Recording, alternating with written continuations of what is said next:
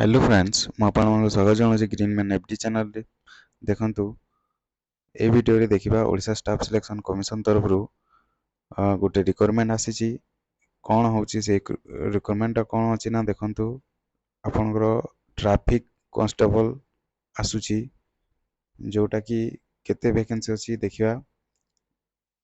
Vacancy अछि देखंतु traffic constable total vacancy अछि 26 26 टा वैकेंसी रहउची ग्रुप सी लेवल एटा लेवल 4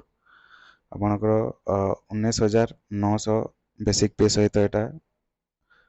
स्टार्टिंग बेसिक पे जोटा कि तापरे देखिवा देखंतु आर डेट केबे अछि देखंतु ऑनलाइन रजिस्ट्रेशन डेट स्टार्ट हो 28/3 ठीक अछि 28/3 मार्च रु स्टार्ट है कि 27 एप्रिल पर्यंत एटा ऑनलाइन एप्लिकेशन रहिबो तापर एडिटिंग ऑनलाइन एप्लिकेशन जोटा कि देबो ऑनलाइन रजिस्ट्रेशन डेट गला तापर ऑनलाइन एप्लिकेशन जोटा सबमिशन आपण करि परिबे 30 जाए आउ एडिटिंग करि परिबे 28 रु 2 पर्यंत ठीक अछि तो एटा डेट मन रखंतु आपण अप्लाई करिवे तापर आगो को देखंतु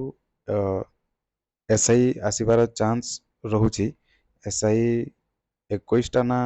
केते से 20 पाखा पकी आसुची वैकेंसी सेटा तो तार नोटिफिकेशन मध्य गोटे अन्य नोटिफिकेशन गोटे तार रिलीज हो होते जहाँ लगुच आ गोटे नोटिफिकेशन तो सेटा भी आपणकर आगो को देखा मिले वैकेंसी तो से प्रिपेयर रहतु एटा देखंतु आपण +2 क्वालिफिकेशन रहिबो तापरे मिनिमम एज 21 रु 38 वर्ष रहिबो ठीक अछि आउ जेमती आपणकर प्रिलिम एग्जाम हो एटा देखंतु प्रिलिम एग्जाम कहिसी जोटा कि आपणकर 9,000 रु अधिक जदि एप्लिकेशन फॉर्म अप्लाई करिवे पिला देन कोन हबो प्रिलिम एग्जाम हबो नहले डायरेक्ट मेन एग्जाम करा जिवो बोली एटा कहिसी रिटन एग्जाम रे 20 टाइम नबो ठीक अछि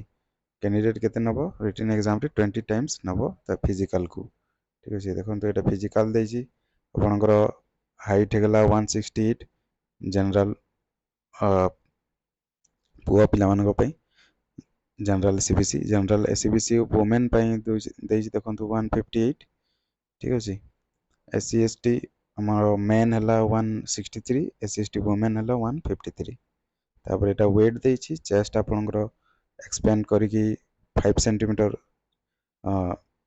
अधिका हवा कथा से हिसाब रे तापर रनिंग देखंतु देइछि 1.6 किलोमीटर 8 मिनिट ठीक अछि आ झियो पिला मानक पई 10 मिनिट हबो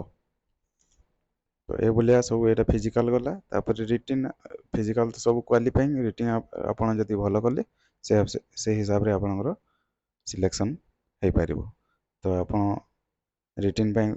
भलो भाव प्रिपेयर हंतु ता संगरे फिजिकल पई भी रनिंग फनिंग प्रैक्टिस करंतु ठीक अछि थैंक यू।